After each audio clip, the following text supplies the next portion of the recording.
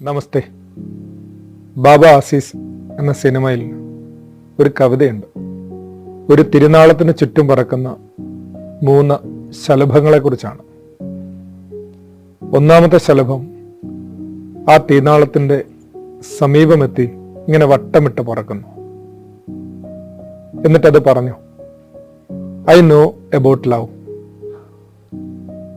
രണ്ടാമത്തെ ശലഭം ആ തിരുനാളത്തെ തൊട്ടില്ല എന്ന മട്ടില് ഇങ്ങനെ പറന്നുപോയി.